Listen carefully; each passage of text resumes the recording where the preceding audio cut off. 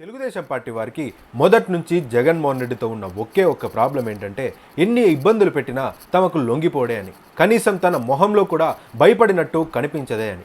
కేసులు పెడతామని బెదిరించిన, చివరికి 16 నెలలు జైల్లో ఉంచిన క్లీన్ షేవ్ చేసుకొని అందరికీ దండం పెడుతూ బయటకు వచ్చారు. జగన్మోహన్ రెడ్డి ఎప్పుడూ తన పరిస్థితిని చూపెట్టి జాలి కూడా ఆశిస్తున్నట్టు కనిపించదు. పైగా కేసులు పెడతామని బెదిరిస్తే మీ ఇష్టం వచ్చినట్టు చేసుకోండి, మీ బుద్ధి పుట్టినట్టు చేసుకోండి అంటూ వారి బెదిరింపులను కొట్టిపడేస్తుంటారు. దీంతో సాధారణంగా తెలుగుదేశం పార్టీ వారికి ఫ్రస్ట్రేషన్ పెరుగుతూ ఉంటుంది. గత ఎన్నికల్లో 11 సీట్లకు మాత్రమే పడిపోయిన వైఎస్ఆర్సీపీ పార్టీ ఇక ఇప్పట్లో కోలుకోవడం అసాధ్యమని అందరూ భావించారు. కానీ వీరందరి ఆలోచనలకు భిన్నంగా అధికారం కోల్పోయిన ఒక్క నెలకే వచ్చే ఎన్నికల్లో అధికారం మనదే అన్న నమ్మకాన్ని తన కార్యకర్తల్లో జగన్మోహన్ రెడ్డి కలిగించారనే చెప్పాలి. దీంతో పాటు కూటమి పాలన కూడా జగన్మోహన్ రెడ్డికి ధైర్యం చేకూర్చేలా ఉందనే చెప్పాలి. అధికారంలోకి వచ్చిన మొదటి రోజు నుంచి ప్రజా వ్యతిరేకత దిశగానే కూటమి ప్రభుత్వం పయనిస్తుంది.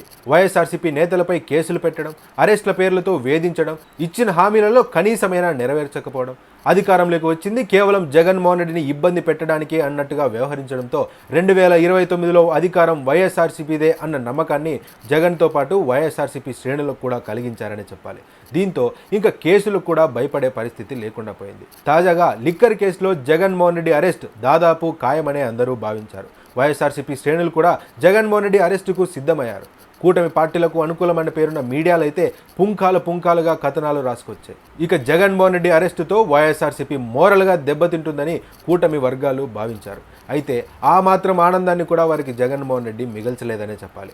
అరెస్టు చేస్తామంటే చేసుకోండి, నేను విజయవాడలోనే ఉన్నాను, వెల్కమ్ అంటూ మాట్లాడారు. దీంతో ఇక జగన్మోహన్ రెడ్డి అరెస్టులకు కూడా భయపడుతున్నట్టు లేదు అన్నది స్పష్టంగా తేలిపోయింది. ఇక తెలుగుదేశం పార్టీ వారిలో కూడా ఇప్పుడు అధికారం మారితే పరిస్థితి ఏంటి అన్న ఆలోచనలో పడ్డారు. కూటమిలో భాగమైన జనసేన పార్టీ కావచ్చు, బీజేపీ కావచ్చు, వైఎస్ఆర్సీపీని ఇబ్బంది పెట్టడంలో పెద్దగా ఆసక్తి చూపిస్తున్నట్టు కనిపించడం లేదు. కేవలం తెలుగుదేశం పార్టీ మాత్రమే వైఎస్ఆర్సీపీని ఎలా అయినా ఇబ్బంది పెట్టాలి అని చూస్తున్నట్టు స్పష్టంగా కనిపిస్తుంది. మరి అధికారం మారితే అందరికంటే ఎక్కువ వారికే నష్టం జరిగే అవకాశం కూడా ఉంది. పైగా జగన్మోహన్ రెడ్డి ఈసారి ముందులా ఉండదు, జగన్ 2.0 చూస్తారు అంటూ పదే చెప్పుకొస్తున్నారు. ఇలా జగన్మోహన్ రెడ్డి వ్యవహార శైలి తెలుగుదేశం పార్టీ వారిని బాగా ఫ్రస్ట్రేషన్కి గురి చేస్తుందనే చెప్పాలి. మరి చూడాలి జగన్మోహన్ రెడ్డి మొహంలో భయాన్ని చూడడానికి ఇంకా ఎన్ని ప్రయత్నాలు చేస్తారా అన్నది.